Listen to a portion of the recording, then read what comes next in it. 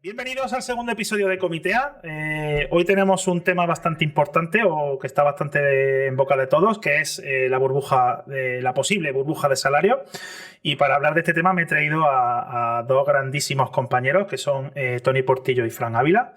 Quien haya escuchado el episodio anterior pues ya los conocerá, pero como han cambiado sus career paths, han evolucionado y están en otro sitio haciendo otras cosas, pues vamos a que se presenten de nuevo. Así que Fran, por favor, preséntate. Hola a todos. Ramón, gracias otra vez por tenerme aquí y hablar de este tema que es súper interesante. Soy Fran Ávila, Engagement Manager en Codurance, que somos una consultora de software global. Sobre todo estamos centrados en el tema de modernización de software y software craftsmanship y lo que es excelencia técnica. Guay. Yo creo que casi todo el mundo que nos escuche conocerá Codurance, ¿no? Wow. Esperemos, si no, pues que echen una búsqueda que se merece la búsqueda. Muy bien, Fran. Y Tony, cuéntanos tú por dónde andas. Ok, pues yo soy Tony Portillo. Actualmente trabajo en una startup que se llama GeoDB. Y bueno, pues hacemos cosas tan chulas como un ecosistema Big Data que es descentralizado porque básicamente todo lo que hacemos es basado en blockchain. Y bueno, pues lo que hacemos es aumentar la participación de este ecosistema, pues dando rewards a la gente que genera datos en este ecosistema que hacemos. Y nada, pues actualmente estoy en el rol de Backend Team Lead y nada, pues ya no tanta excelencia como Fran, pero he sido la turra con DDD, por Adapters y toda esa vaina.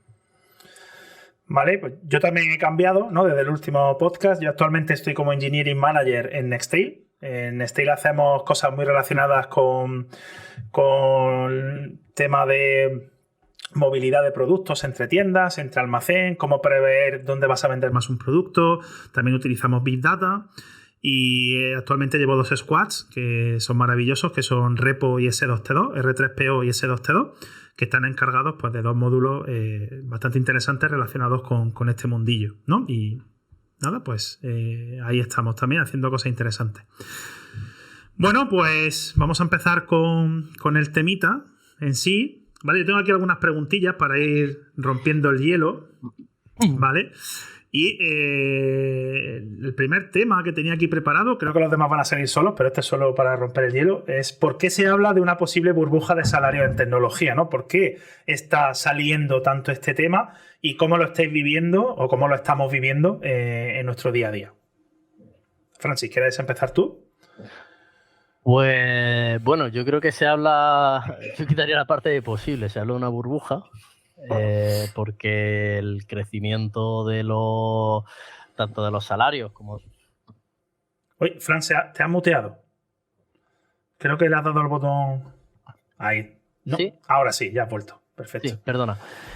No, decía que bueno, que se habla de más que de una posible, se habla de una burbuja, porque realmente si cogemos lo que son los salarios de los últimos años, el crecimiento ha sido bastante alto por diversos factores que yo creo que son los que luego vamos a explorar y que tanto los salarios como la demanda de puestos de trabajo dentro del sector de la tecnología.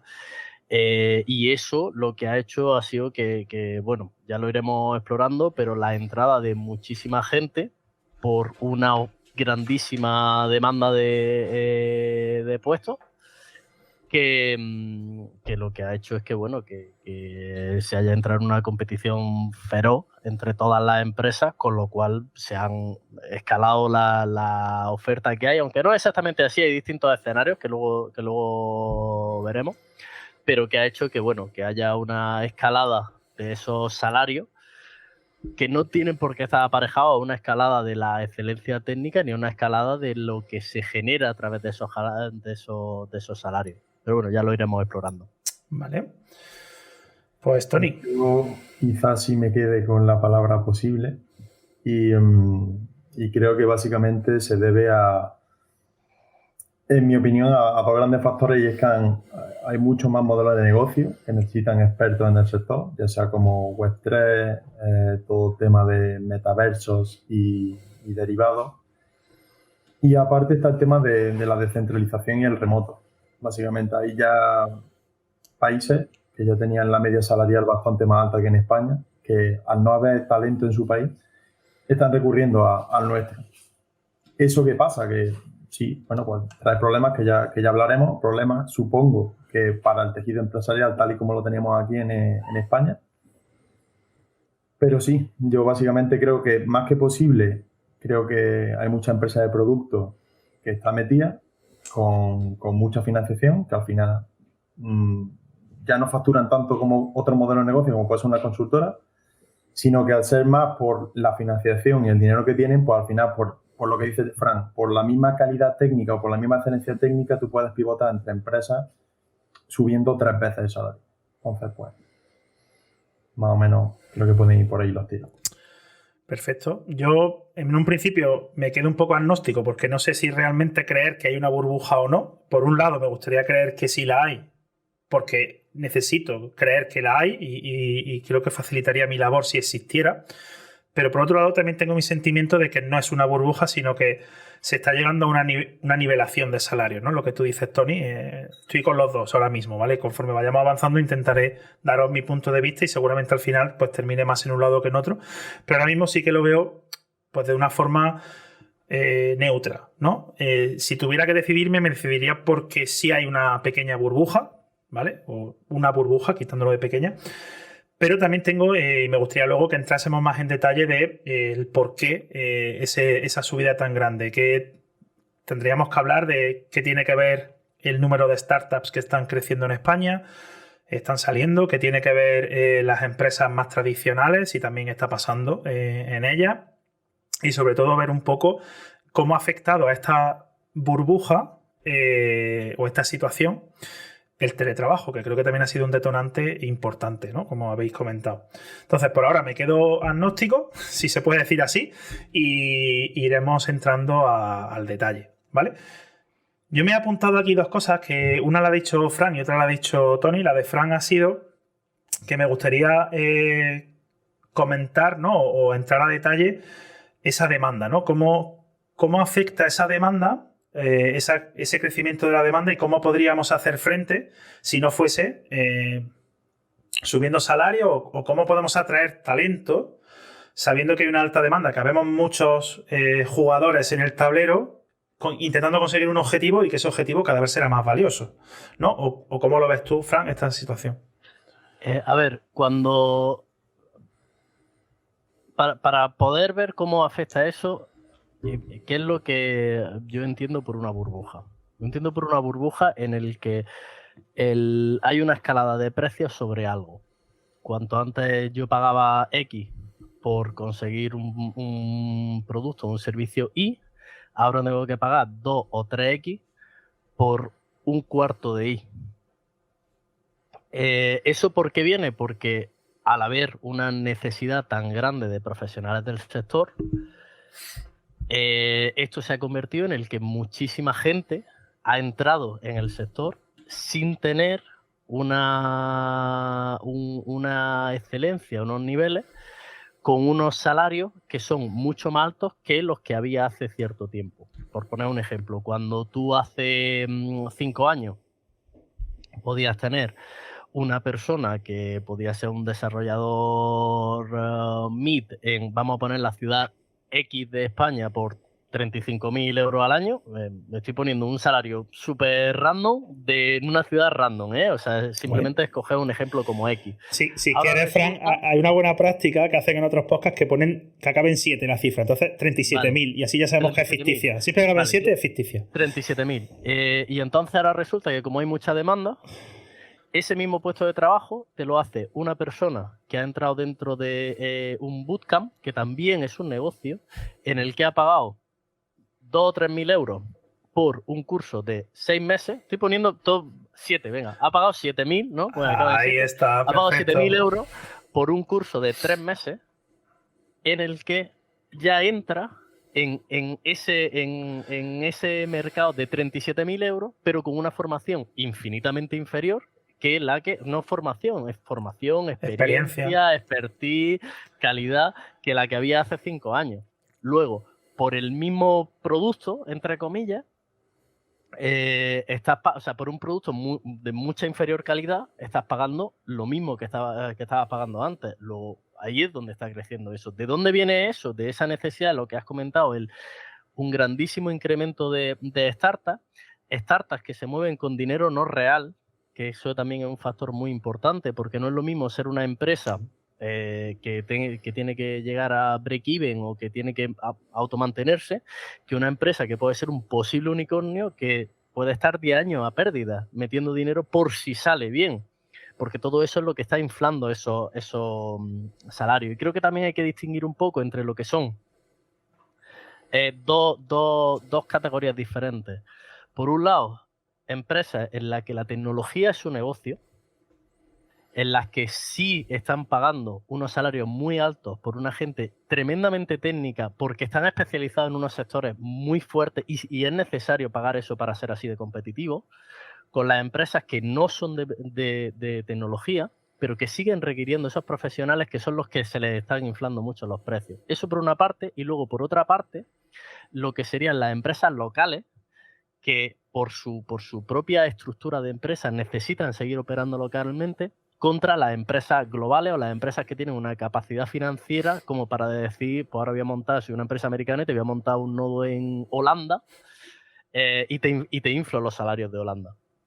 Que es la otra variable con la que compiten muchas empresas locales. No sé cómo lo ves tú, Tony. Yo, por meter un matiz a lo que para mí yo considero burbuja, es cuando en un sector sube mucho los salarios y las condiciones, pero no es algo que vaya a perdurar en el tiempo, que es algo ficticio por un factor determinado en un instante dado. Por ejemplo, no sé, el incremento de todo lo que estamos hablando. Yo creo que el salario medio va a subir y si revienta la burbuja como hablamos, es porque, no sé, al final desarrollamos la forma de desarrollar software, o sea, ya no tanto una capacidad técnica, sino que, yo qué sé, cosas como el no-code y cosas así crezcan, pueda hacer una empresa, como dices tú, Frank, que no se dedica al software, pueda hacer su CRUD sin contratar a un profesional y eso haga que un poco baje el tema. Pero aún así yo creo que con el tema del remoto, con el tema de todo el crecimiento de empresas de producto o que ya prácticamente cualquier modelo de negocio necesita de un profesional de software, la media se va a quedar por encima de la que estaba. Una cosa es que, por ejemplo, ahora con las bootcamp te preparen a una persona, le preparen sota caballo rey para que en las empresas que ellos tienen en su pool de empresas asociadas al bootcamp famoso de turno, te lo vendan y le suban y le metan un salario bueno, pues que podía estar por encima de lo que cobraba en junior cuando empezaba.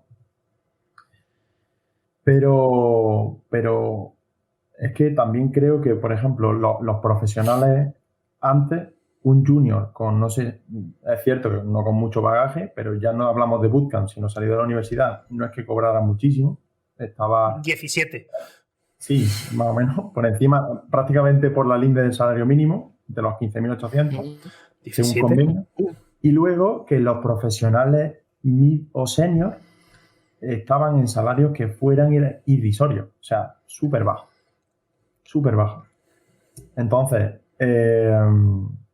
yo no creo que la subida también que estamos experimentando en España, salvo que tú te metas en una Meta, o sea, en Meta, que ahora está contratando un montón de profesionales y pillan un salario de América, que todos sabemos que está por las 6 cifras, con seniors que aquí tampoco te creas que van por más de 5 años de seniority y dependiendo de lo que definamos seniority. Entonces, yo creo que no se trata de una burbuja, que ahora mismo en España están subiendo los salarios, pero tampoco unas medidas desmedidas como en el resto de Europa. Y que luego las empresas de producto, como tú dices, reciben inversión, pueden estar basados en un valor no real, pero si hablamos de burbuja en la gente que se mete en startups y dice y busca estabilidad, no sé, tienes que ir con la mentalidad de que en una startup no vas con algo estable. Y creo que también esa incertidumbre a la hora de contratar personal, yo creo que las empresas de producto lo tienen en cuenta.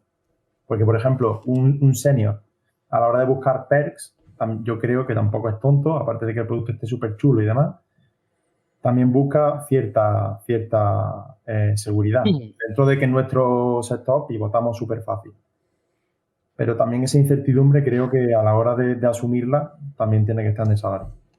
Claro, pero fíjate, ahí creo que has dicho dos cosas que son súper interesantes. Uno, lo que es el concepto de burbuja, de si esto es mantenible o no es mantenible.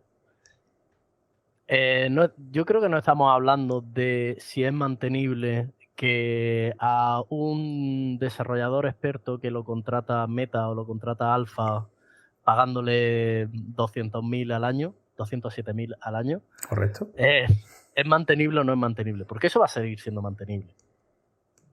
Lo que no está tan claro es que en una empresa de software, o sea, en una empresa que no es el software su negocio, sea mantenible que tengas que subirle el sueldo un 30% en cuestión de 1 año o 2 años a toda tu plantilla, o toda tu plantilla se te va, sin que tú eso lo acabes subcontratando o llevándotelo a la India.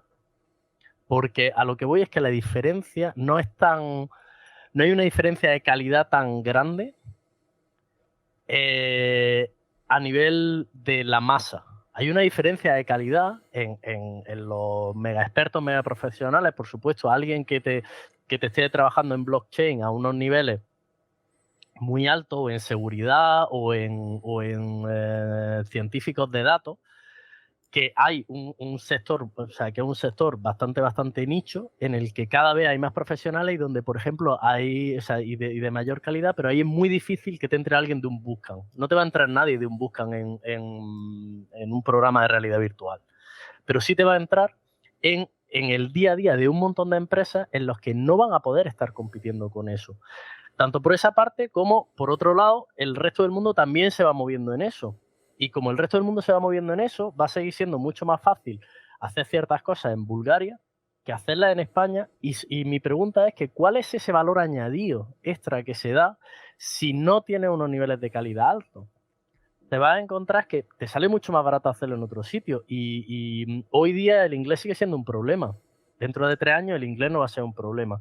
Yo creo que un poco la situación que estamos viviendo ahora, con toda la explosión que hay, es un poco a la situación que hubo con el agilismo hace 15 años, que todo el mundo necesitaba agilistas por todas partes, todo el mundo necesitaba Scrum Masters, todo el mundo necesitaba Agile Coach, eso era vitalísimo. Y se metió un montonazo de gente de un montón de sectores, y ¿qué es lo que pasa? Que tú ahora vas, en el 90% de las empresas no tienen Agile Coach, no tienen Scrum Master, y es una fase que ya se ha pasado. Y no quieren un Agile Coach, seguramente. Y no los quieren ver ni en pintura. Entonces yo creo que esta situación que hay es temporal, porque es inmantenible que tú puedas escalar los sueldos de la manera que se están escalando. Por la otra parte que has dicho, Tony, que es súper fácil cambiar de trabajo.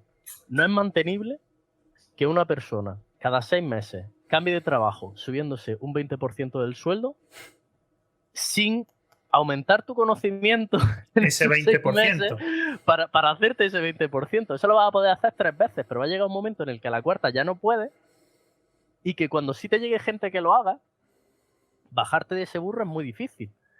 Pero va a llegar un momento en el que va a haber que hacerlo, porque ya no va a haber más.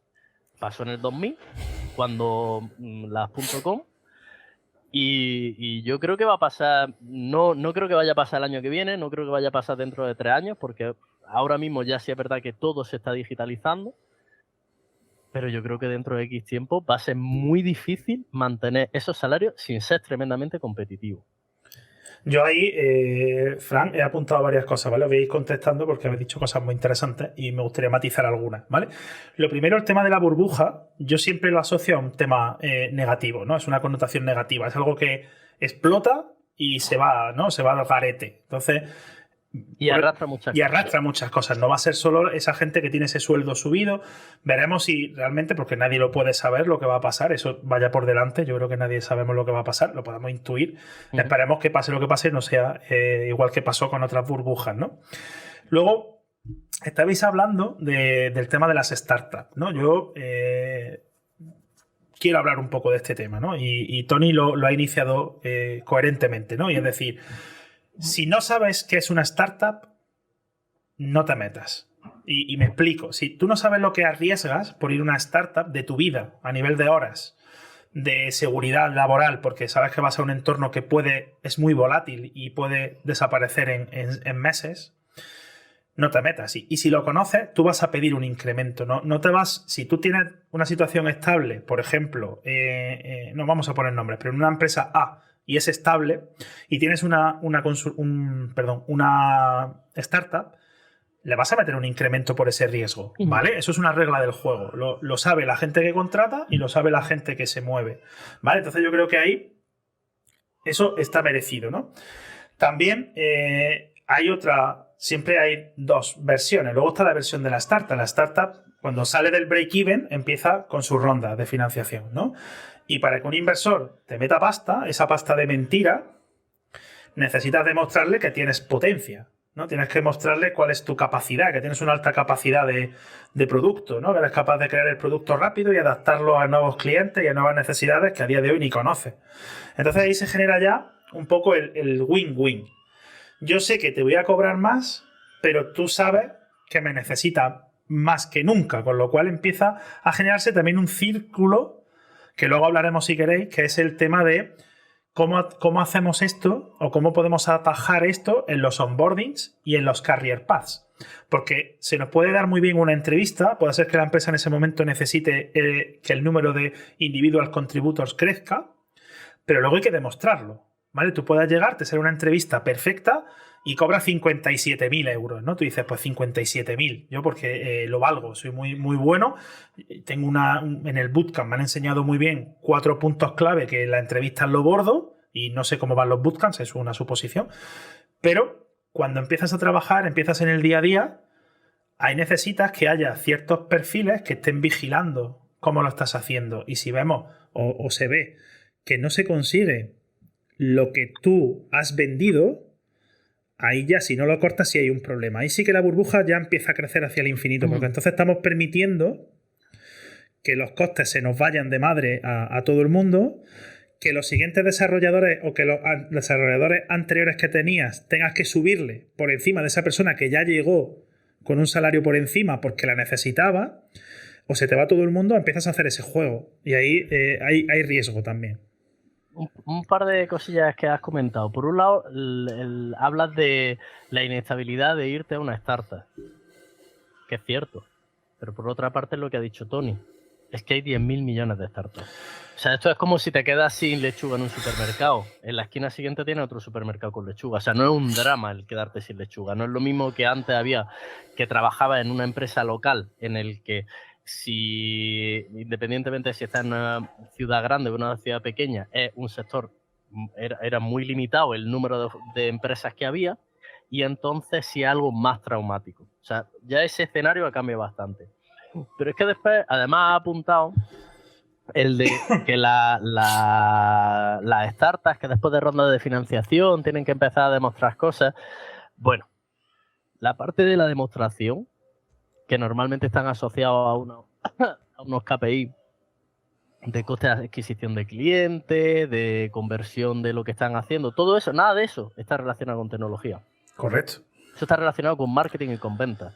Con lo cual, el demostrar que lo que se está haciendo en tecnología realmente está impactando ahí no es tan fácil. Y otro factor más, que dice, bueno, es que tú resulta que una vez que esto ya lo has vendido, luego hay que demostrarlo. Ahí está. Quitando las grandes tecnológicas como Google, Facebook, Uber o cualquiera de las top en el que la rotación es muy baja, primero porque la gente se va, segundo porque la gente la echan, porque ahí se echa la gente. En una startup no es tan fácil quedarse, o sea, hacer que la gente salga cuando no responde. Primero, porque el tiempo medio de que una persona empieza, o sea, se supone que el tiempo medio de que una persona haga un onboarding en una empresa media ronda las 8 semanas. Luego ya estás hablando 2 meses para empezar a ver si la persona funciona o no. Correcto. 2-3 meses, sí, lo normal son 2-3 meses para 3 empezar meses. a ver si funciona.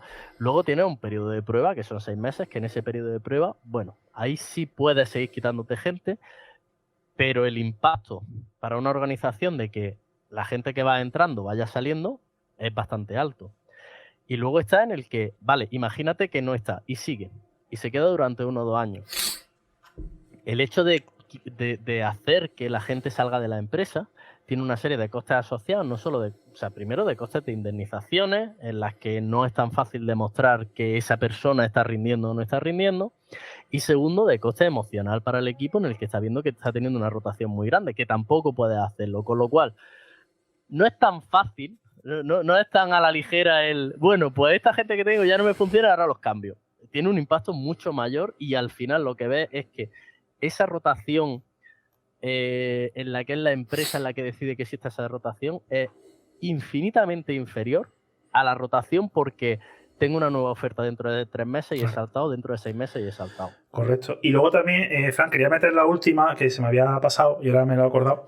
Yo creo que también hay un punto muy importante en que los salarios se hayan movido, que es que se han empezado a hacer públicos. Yo creo que hace 5 años, 7 años, me lo voy a inventar, 7 años, no encontrábamos referentes, ¿no? LinkedIn empezó con alguna idea de que metieras tu salario, te devolvía el salario de tu rol en distintas ciudades o en España, en distintas localizaciones, pero creo que no acertaba mucho, ¿no? Y que a día de hoy, con ciertas empresas de recruiting, con ciertas empresas que están ya buscando, se está forzando a que si una oferta te llega sin banda salarial, normalmente ya la vas rechazando. Y lo bueno que para nosotros, ¿no? Como desarrolladores o individual contributors dentro del mundo de la tecnología, ir viendo esas bandas salariales es importante, ¿no? Para ver realmente si estamos dentro del salario, si no estamos fuera del salario. ¿Qué pasa? Que si esas bandas suben, todos vamos a querer subir, está claro. Todos y todas vamos a querer subir, claro.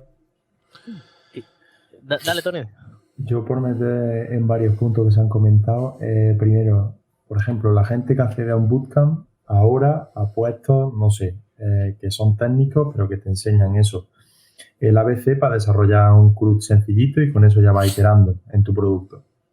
Al final también es como lo que has dicho del inglés. Ahora mismo a lo mejor puedes acceder a un puesto, a una empresa sin tener un inglés fluido. Tú ahora mismo puedes acceder con el conocimiento ese que te dan en un bootcamp.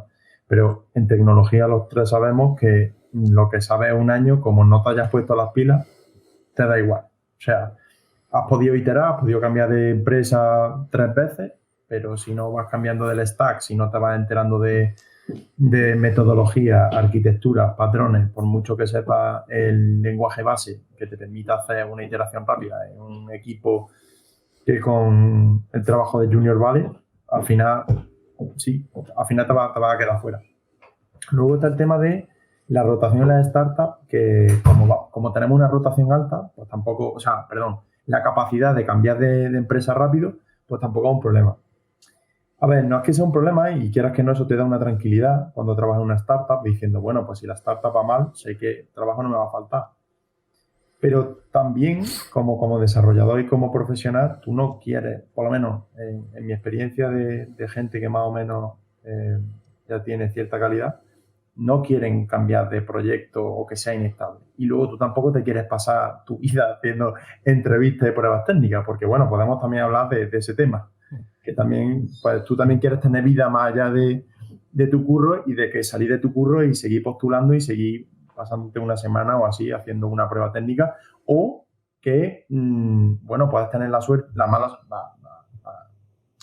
no la suerte, sino el infortunio de que el stack tecnológico que tú estés tocando o en el que tú estés especializado, por lo que sea, cambia y te tengan que poner las pilas. Entonces y eso no te lo haga dentro de la empresa, sino que lo hagas fuera. Que eso, claro, eso en nuestro mundo es súper normal que tú te pongas las pilas afuera, pero bueno, hay diferentes etapas de la vida y no todo el mundo lo pilla igual y puede afrontar ese proceso de cambio. Y luego, en cuanto a los despidos en startups, pues ya depende de la cultura de la startup. Es verdad que es más complicado, básicamente por la demanda, que aunque el que han contratado no rinda mucho, básicamente porque es un perfil que ahora mismo hay problemas para sustituir, pues no lo van a echar. Van a mantener el salario.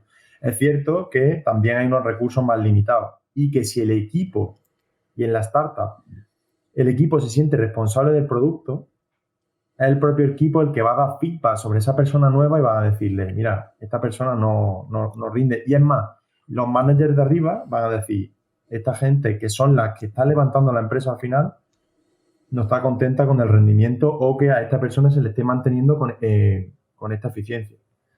Creo que también, no sé, por lo menos mi punto de vista en startup, a mí también me lo está enseñando. Hay gente que, pues sí, que no te va a quedar si no sabes nada o no sabes o no estás al ritmo, porque también os digo que al final en una startup también por lo menos existe el crunch, existe el que haya épocas en las que tenga que estar más a tope porque tenemos que entregar tal cosa en tal fecha, cosa que a lo mejor en una empresa, que es cierto, pues, enorme,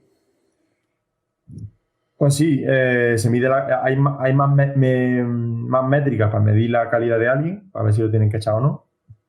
Pero es cierto que las condiciones de trabajo se respetan más. En un Google, en un Microsoft, en un Meta, no creo que estés tan al pie del cañón o tengas que ser tan multidisciplinar como a lo mejor en una startup. Que son cosas que están guay. Yo, por ejemplo, Tony, pienso diferente. Yo creo que al final en una startup no se valora tanto la eficiencia técnica ni la calidad técnica, se valora que el producto funcione.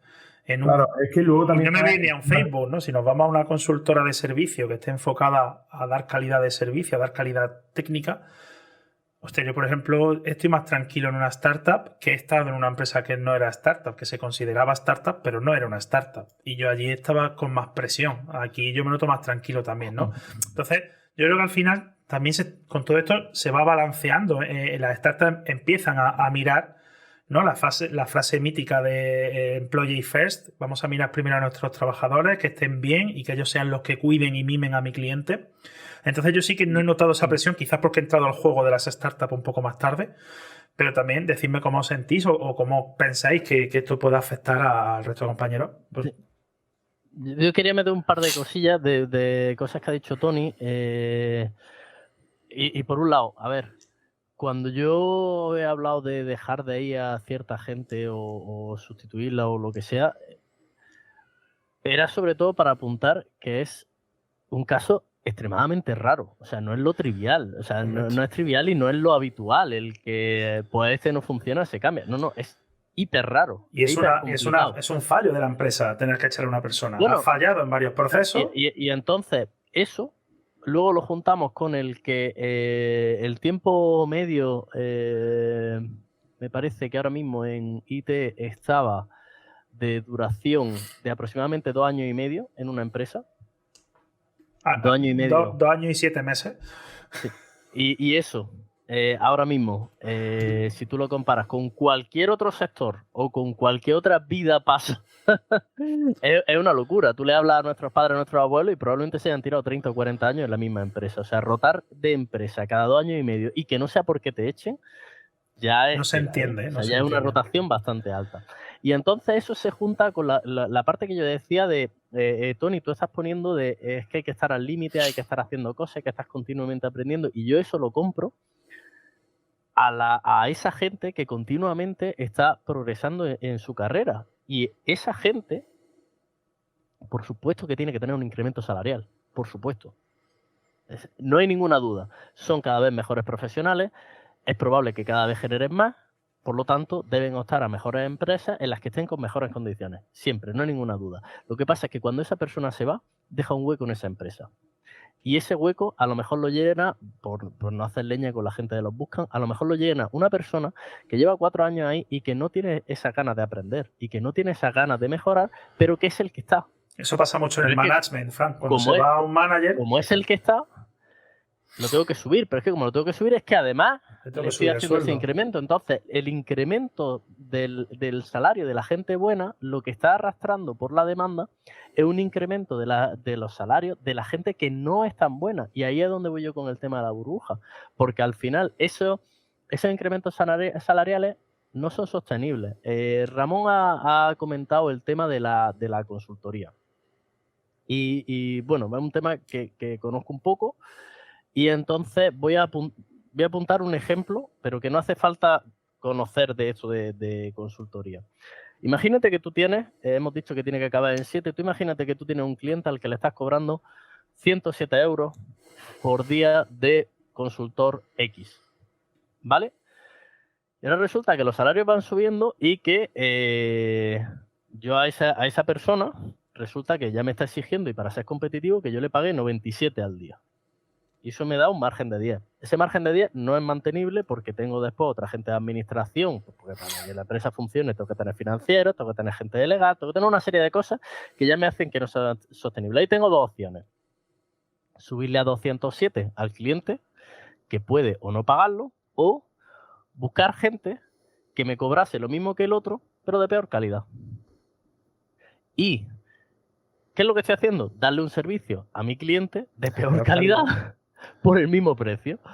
Eso va a dejar de ser mantenible en algún momento, o vamos a volver a lo que era el mundo hipercruel de las cárnicas chungas. Y eso al final lo que está haciendo es que todo ese incremento, el aportar una calidad con algo que no es sostenible, porque los clientes no... Llega un momento en el que tú no le puedes pagar a un consultor 507, 1007, 2007 euros diarios, porque tampoco genera esos 2007 euros diarios. Entonces, todo eso lo que hace es que también los datos de los últimos 3 años, desde los datos de la pandemia, las consultoras han subido cerca de un 20% el volumen de negocio, que es generar más negocio, pero a base de también meter más gente. Esa gente que se está metiendo, ¿qué niveles de calidad tiene? Y habría que ver el beneficio. ¿Qué niveles de calidad tiene? Y habría que ver el beneficio de esa consultora. Si ahora vende un 20% más, ¿cuánto beneficio más le queda de ese 20%? Porque a lo mejor va a negativo. Como cualquier negocio, o sea, que tiene que generarlo y tiene que estar ahí. Pero a lo que voy es que ahora mismo estamos en un punto en el que el balance de lo que están subiendo los salarios con la calidad y sobre todo con lo que se genera, tanto a nivel de consultora como a nivel de producto, como a nivel de startup, que si te sale bien si lo genera, pero si la startup no sale bien, ahí no ha generado nada. Yo creo que es poco mantenible. Yo lo que veo, Franco, lo que cuentas, ¿no? Y con toda la razón del mundo, al final veo que el sobrecoste lo va a terminar pagando el cliente durante un tiempo hasta que esto termine o no termine, pero lo tendrá que asumir el cliente, lo tienen que asumir los inversores. Alguien va a asumir esa subida. Y al final todo esto generará pues unas situaciones, pues como decimos, dramáticas, donde tengas gente con 1 año, 2 años de experiencia, con un sueldo inmantenible y que no vas a poder echar, porque el proceso de echar a una persona, ya hemos dicho que es complejo, ¿no? Entonces al final hay que tener mucho cuidado en los procesos de selección, porque creo que si ofertas por debajo no te va a llegar mucho, salvo que aportes otros beneficios, que ahora hablaremos de si hay alguna forma de luchar o competir contra un salario mayor aportando menos dinero pero dando un plus al trabajador. Luego si queréis hablamos, tengo aquí alguna idea, ¿vale? Pero sí que totalmente de acuerdo, Frank, o sea, totalmente de acuerdo. Una cuña solamente al modelo de negocio. A ver, es verdad que ahora mismo el modelo de negocio de una consultora, a menos que sea una top, está en peligro. Y aunque seas top, mira lo que ha pasado últimamente en España, aunque seas top. El caso de Karumi, pero aunque seas top, también está en peligro. ¿Qué pasa? Que, por ejemplo, empresas de terceros de productos que no eran directamente de software, están descubriendo que el software es súper rentable. Es súper rentable sacar modelos de negocio a partir del software, integrarlo en su producto y meter su equipo propio. Por ejemplo, estamos viendo, quizá a lo mejor no son los mejores ejemplos, pero está ahí el ejemplo de SeatCode o el equipo que está montando Mercadona. Ya hay muchas empresas que directamente pasan del modelo de consultoría a modelo de negocio basado en software y la integración de todo lo que tenían ellos. Es verdad que la consultoría chunga, en ese sentido, por lo menos para mí, que estén surgiendo estas integraciones de empresas de productos que están en software, que metan software, están quitando muchos modelos de negocio de consultoras chungas. De cuando contrataban a gente como mercenarios que metían ahí en la empresa esta tercera, que no se sentían parte ni de su empresa ni de la otra, y que al final estaban explotando eso, talentos junior que acababan de salir, cobrando bastante más de lo que facturaban por ellos. Entonces, digamos, si esas malas prácticas también no las estamos quitando, no me alegro por las consultoras, pero sí por las chungas de que no van a sobrevivir o no están sobreviviendo. Pero si eso fuese así, Tony, los salarios hubiesen bajado, ¿no? Bajo mi punto de vista, si tú estabas en una consultora y estabas mal y ahora llegan unos modelos de negocio nuevos, no necesitas embaucar, no necesitas usar el salario para atraer el talento. Solo por el modelo de negocio más atractivo, el talento va a acudir y lo vas a poder encontrar. Lo que pasa es que las empresas de producto ahora contratan más juniors que antes. Antes, normalmente, a los que te iban a los que iban a las universidades, a los que iban a la FP, a los que iban a las prácticas, no sé qué, eran, bueno, no me hace falta que las comente, pero eran las consultoras que metían gente ahí con el salario, que al final también es culpa nuestra por aceptar también salarios de mierda cuando acabamos de salir, porque, bueno, pues no tenemos mucha calidad o no nos preocupamos durante la formación, más allá de la formación teórica, de tener una formación práctica de calidad que nos permita entrar en productos del tirón. Pero es cierto que ahora, como hay mucha más demanda, mucha más startup, ahora hay muchas más empresas de producto que también tienen una infraestructura de formación o que asumen que pueden permitirse que a lo mejor forman a un junior del que le sacan 3, 6 meses o si lo tienen a gusto hasta un año y que luego, aunque sea, se va. Tony, yo creo que también hay una variable, ya termino y dejo hablar a Fran. Fran, es por alusión, ¿eh? Sí, sí. Y esto lo he vivido. O sea, yo creo que muchas veces se va a gente junior porque la gente senior no te la trae solo por salario. Y ahí sí que es más difícil. Una persona senior hay que atraerla con muchas más cosas. Para eso están los SRE. Los SRE son, Fran, la gente... No, los DevRel, perdón, los DevRel. El perfil de DevRel, ¿no? Que te llevas la comunidad y vende muy bien qué se hace en tu empresa para que la gente de verdad quiera moverse. Necesitas un CTO que tenga atracción para que la gente senior vaya. Entonces, normalmente los seniors son por dos motivos. Uno, totalmente por lo que tú dices, Tony, pero también hay un motivo a veces que es que no te puedes traer otra cosa. Pero por distinguir un par de cosas. Sí es cierto, Tony, lo que has dicho. O sea, todo lo que sea quitarnos morralla, genial. Todo de acuerdo con eso. Más uno. Más uno. Genial. Pero hay otra serie de historias. Una de las que has comentado es el de, bueno, en una consultora y entonces te vas a una de producto y te sientes identificado con lo que es ese producto. Eso sigue sin explicar las rotaciones de los 2 años y medio. Porque no significa que, y ahora yo entro en Mercadona y resulta que me tiro 15 años en Mercadona. No, es que a los 2 años sigo saltando. Porque el mercado sigue moviéndome. Y de nuevo, no estamos hablando de la gente que es la leche. Estamos hablando de que el mercado es todo el mundo. Sí es cierto que el mercado cada vez está tirando más hacia lo que está diciendo Tony. Las empresas se están dando cuenta de no puedo pagar una serie de salarios, me renta mucho más contratar a gente que no tiene el expertise que yo necesito y formarlos yo. Y por eso cada vez están saliendo dentro de las empresas más temas de unos planes de formación profesionalizados para hacer eso. Pero eso, ¿qué nos vuelve a dejar? Nos vuelve a dejar que los megatop van a ir saltando cada vez de Google a Uber y cada vez más por 5, por 7, por 19. Genial. Los que están entrando, a los que se les va a formar, y luego tenemos todo lo de en medio. Pero es que incluso los que entran y los forman se van también. Al final entran, ¿no?, en esa burbuja, porque una vez que lo has formado... Pero todos esos de en medio son los que se van a encontrar en los que no compiten con los superclass, pero tienen unos salarios que no son competitivos porque los van a coger a juniors que les van a formar. Y o te bajas el salario o aportas algo. Y eso puede ser el 80% de las plantillas. Eso es a lo que voy, que ahí es donde está la burbuja, que ahí es donde va a explotar, en el momento en el que tampoco aportas nada más y hay gente que viene por detrás que los van a formar de una manera mejor. Con lo cual, o me bajo yo el salario para hacerme competitivo o virgencita que me quede como estoy y que no me saquen de aquí. Tony, por alusión ahí, por ir cerrando el tema...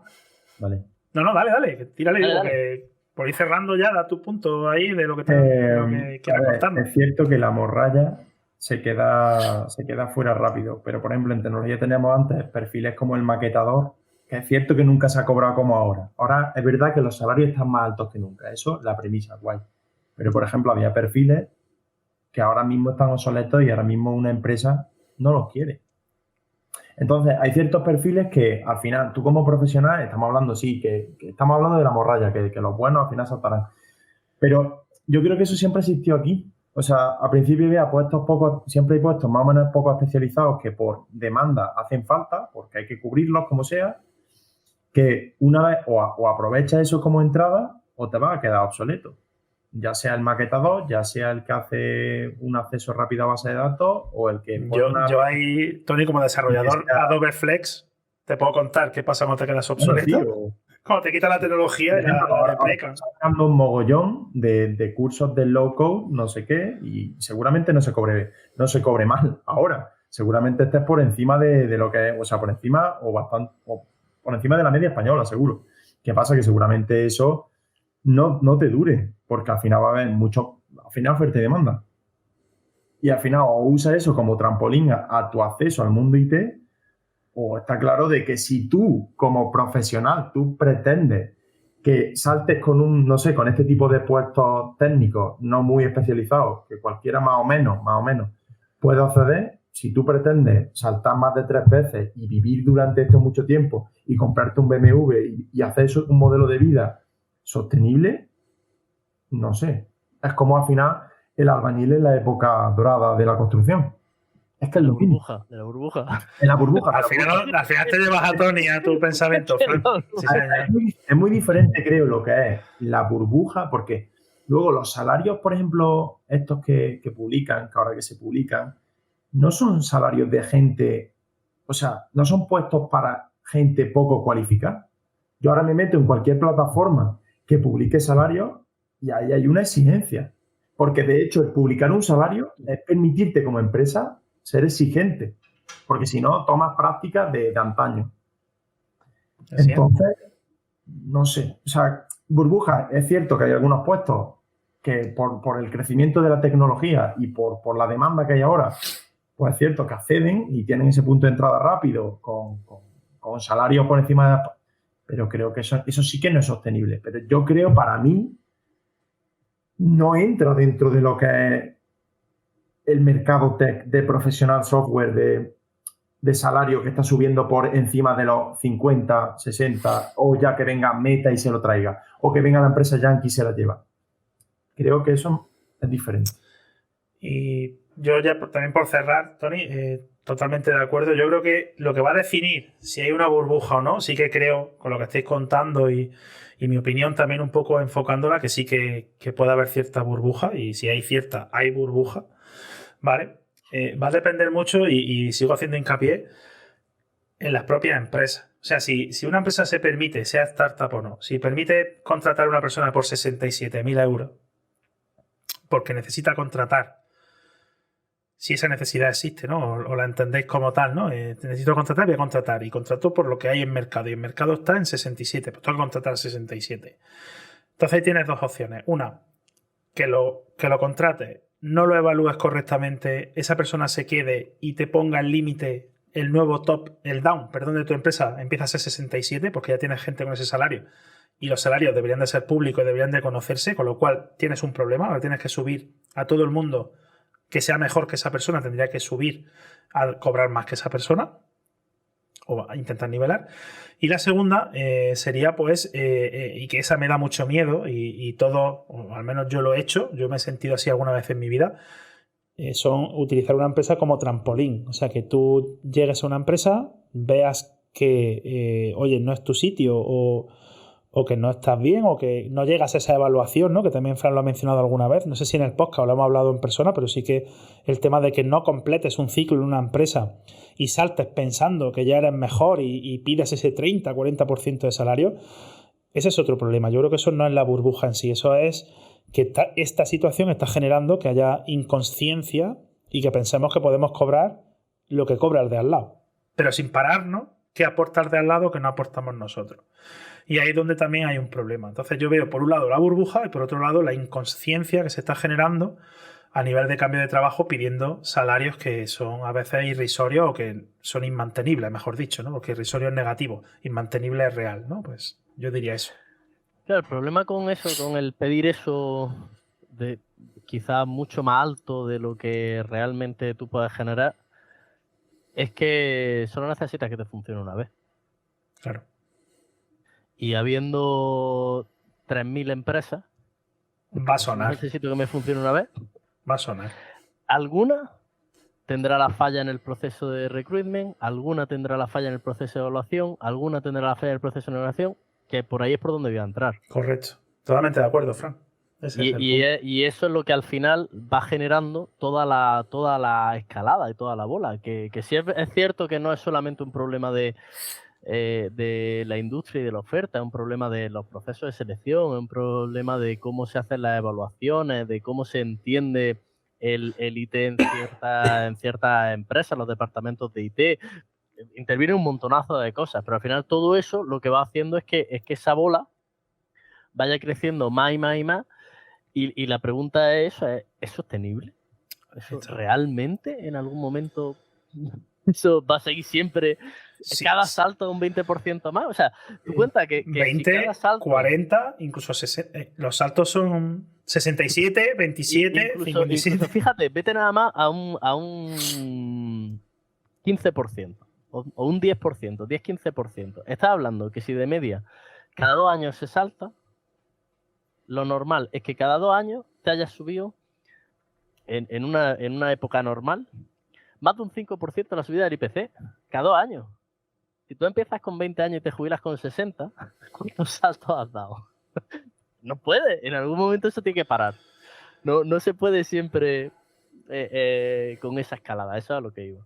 Correcto. A ver, yo creo que sí, que la inversión absurda, sobre todo en ciertos países, tú por ejemplo en Londres seguramente la has vivido, que ya te digo que se contrata gente que no sabe, no cubre ni la mitad de los specs que piden, pero vamos, por la demanda y por la inversión absurda, pues. Pero yo, por ejemplo, luego está el caso de Karumi. No quiero nombrarla demasiado, pero bueno, Karumi... Ya va 3 veces hoy, o sea que va bien. Bueno, pero yo creo que se puede hablar de ella. Sí. El problema es que esa gente no busca matar. Esa gente no busca morralla. Esa gente se ha dado cuenta de que a la gente de verdad profesional no puede pagarla. No puede pagarla porque su modelo de negocio, como tenían ellos planteado su colaboración con clientes, pues no sabía afrontarlo. Pero esa gente busca gente muy top. Yo creo que eso no hay. El caso de Karumi no ha sido por burbuja. Ha sido directamente en la media salarial de gente muy pro porque hay más demanda, ha subido, pero esa gente luego no se va a bajar de salario. Porque yo creo que la gente, el software y el modelo, esto va en crecimiento. Sí te puedes bajar el salario y puedes dejar de crecer, Tony, si por ejemplo en uno de esos saltos llegas a un sitio donde no te compensa. Y ya, si queréis, empezamos a introducir la siguiente pregunta, que es ¿cómo podemos competir con alguien que paga más salario sin llegar a esos números de salario? Véase, por ejemplo, una empresa pequeña que Fran la ha mencionado varias veces y tienen que seguir existiendo las empresas pequeñas porque son súper importantes. ¿Qué pueden hacer para competir con esos salarios que puede pagar pues una startup o una mega Google, Meta, lo que sea, ¿vale? Entonces ahí yo creo que lo que estaba diciendo, ¿no? Que era ¿qué es lo que estaba diciendo, Tony? Que se me ha ido al principio. Tú estabas comentando lo de Karumi, el tema de los salarios y que no se podía... vale, que la burbuja, eso no era burbuja, ¿no? Que Karumi había tenido que cerrar y no era una burbuja. No creo que haya sido por el problema de la burbuja. Pues como se plantea de la burbuja morrañosa, del tejido morrañoso. Claro, es lo que te iba a decir, que si tú, por ejemplo, como Karumi y los saltos, si tú, por ejemplo, estás en Karumi y te vas a otra empresa, no te vas a bajar el sueldo. Bueno, depende de cómo estés en esa empresa. Si al pasar de empresa te encuentras en unas condiciones peores, unos horarios que no te permiten conciliar, una estabilidad mínima, pues no creo que sigas buscando un salto hacia más. Quizás ahí ya te des cuenta y digas, hey, prefiero cobrar un poco menos, sobre todo si tienes esa visión de cobro un poco menos, pero vuelvo a ganar mi calidad de vida, ¿no? Y ahí ya respondiendo a la pregunta que os hacía, yo ya cierro.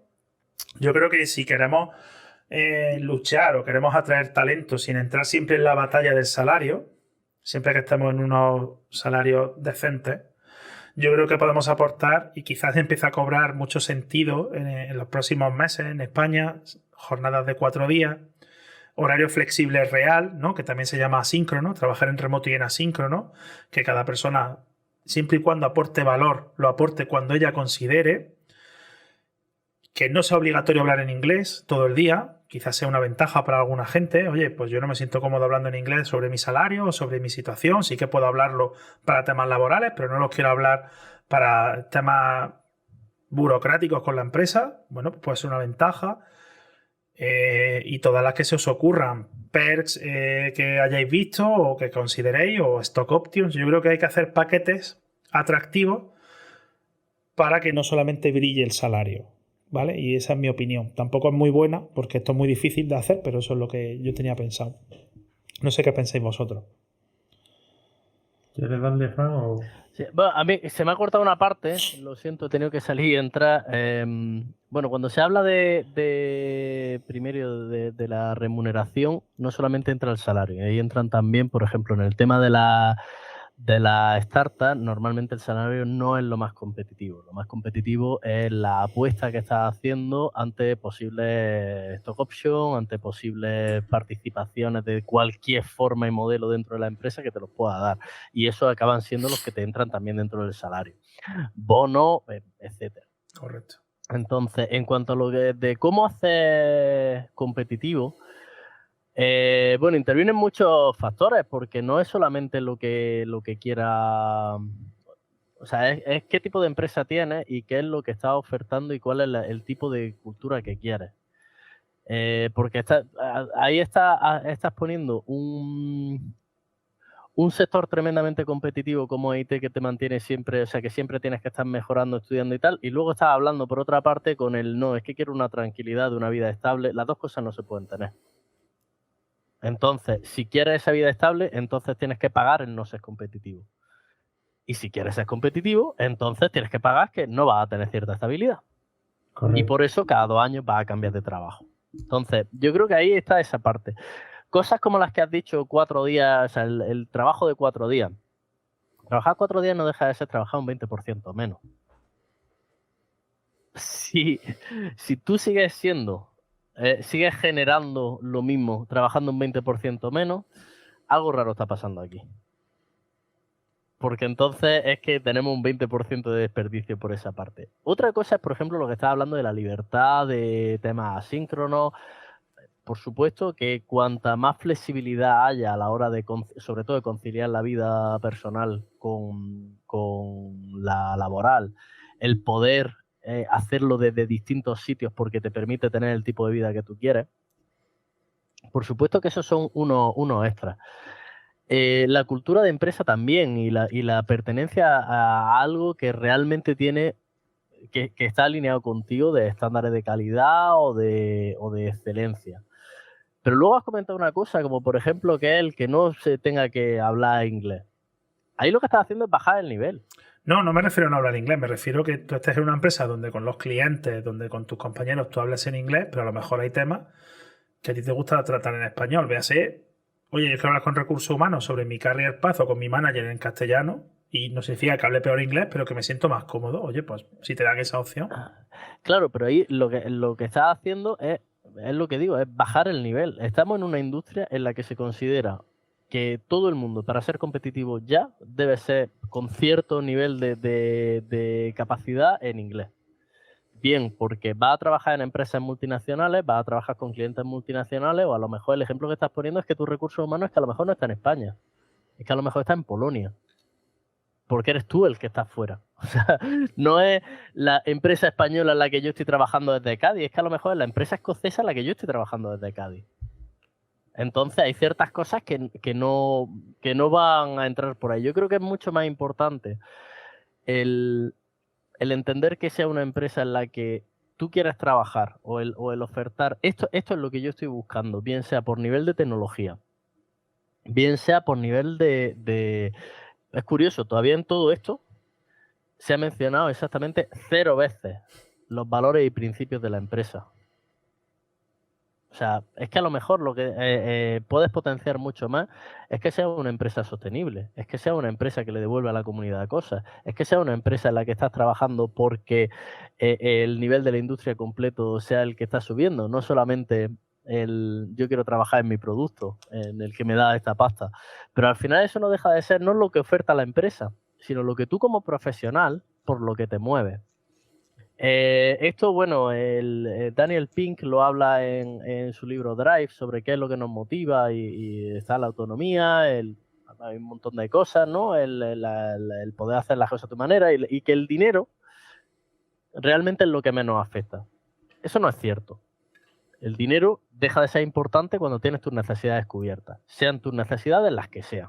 A lo mejor hay gente que su necesidad es, pues yo teniendo mi piso de alquiler estoy fantástico, mi necesidad es un Bugatti Veyron. Entonces, depende de cuáles sean tus necesidades, hasta que no las tengas cubiertas te vas a mover por pasta. Y ahí es donde las empresas realmente pueden competir poco, porque si tú te mueves por pasta siempre va a llegar otro que ponga más pasta, siempre. Otra cosa es, busca a la gente en la que si les pagas lo correcto, no se muevan solamente por pasta, sino que lo que quieran es invertir en ese proyecto, entendiendo como proyecto el formar parte de esa empresa, por principios, por valores, por lo que estás defendiendo, por el hecho de no estoy trabajando en la empresa X que hacemos un producto chulo, sino yo soy parte de esta empresa y me siento orgulloso de ser parte de esa empresa. O sea, yo, por poner mi propio ejemplo, yo ahora mismo, una de las principales motivaciones que tengo para trabajar donde estoy, que es en Codros, es porque comparto los valores de cómo yo he entendido mi carrera profesional. Entonces, si a mí ahora me llega la empresa Pepito y me paga un 10% más, pues no me voy a mover. Si te digo que si me paga un 400% más, oye, a lo mejor le tengo que dar una vuelta, ¿no? Pero hay que comentarlo en casa. Pero que a lo que voy es que yo que estoy ya en una posición en la que tengo mis necesidades cubiertas y que ya tengo mi vida en la manera en la que yo la quiero, tengo la capacidad de decidir dónde quiero trabajar y en qué condiciones. Pero sale de mí. No, eso no va a venir nunca de la industria. La industria me va a poder ofertar lo que creen que yo quiero. Pero al final, ¿no? Entendiéndolo como desde un punto de vista súper estoico, la industria me va a ofrecer una serie de cosas, pero soy yo el que decido cómo la gestiono. Muy buen punto, Fran. Eso está mi speech. Y además que lo secundo, o sea, todo lo que has dicho totalmente de acuerdo contigo y en tu caso lo hemos vivido y sabemos que es verdad, o sea, que es así. Y yo, por ejemplo, ahí también, por la empresa en la que estoy, sí que empiezo a sentir mucho de lo que tú cuentas, ¿no? Sí que cuesta encontrar una empresa donde te sientas alineado. Y, oye, no sé tú, Tony, ¿qué nos quieres ya contar para cerrar? Que cuando tú termines ya cerraremos, que se nos vaya la hora, pero cuéntanos. Pues yo creo que está clarísimo que el salario no es lo más importante. Siempre y cuando más o menos estés por encima, o sea, en la media de lo que se paga, que tú no te sientas tonto, por así decirlo. Luego, por ejemplo, como profesional entran muchísimas cosas de que en la empresa en la que vas a entrar sea te dé como profesional lo suficiente como para continuar tu carrera. Por ejemplo, en mi caso es súper importante que el proyecto te sientas involucrado, de qué manera te sientas involucrado y que esté guay. Luego, hay muchas empresas que venden o que ofrecen con quién vas a trabajar. No es lo mismo, por ejemplo, mira, en el caso de Frank, está con Sandro Mancuso. No sé, en cualquier empresa que conozca a un profesional relevante, pues eso también como profesional a ti, sabes que es un privilegio y que te va a aportar muchísimo. Entonces está claro que los perks, ya sean económicos, seguros o lo que fuere, o perks más como ofrecimiento de camino de carrera o formación como profesional, está claro que eso entra en juego. Y es más, ya no es tanto incluso el salario. Yo conozco muchos casos que cobrarían una pasta o han cobrado una pasta en países como Irlanda y se quieren venir para Málaga. ¿Por qué? Porque en Málaga es otra calidad de vida. Ya no es simplemente en clima. Por mucho que sea en remoto. También porque, bueno, también si te vas fuera, totalmente en remoto es complicado. Depende, incluso para las empresas grandes es complicado. Ya aparte si montan empresas proxy de las que te contratan y otras movidas. Pero estoy totalmente de acuerdo en que un profesional no se mueve solamente por pasta. Y hoy en día lo podemos ver y todos conoceremos mucho de que ha podido cobrar más en algún sitio y se ha venido por menos. Pues chicos, yo creo que hasta aquí. Que espero que el próximo no tardemos tanto en grabarlo, que ya hay temas sobre la mesa. Okay. Y muchísimas gracias por venir, por compartir vuestros puntos de vista y como ya sabéis, se os quiere muchísimo. Y por tenerme, oye, que cuando quieras otra vez, y siempre está guay hablar contigo y con Tony, o sea que cuando digáis. Igualmente. Ha molado muchísimo, así que muchas gracias por contar conmigo. Pues nada, aquí nos despedimos. Hasta la próxima.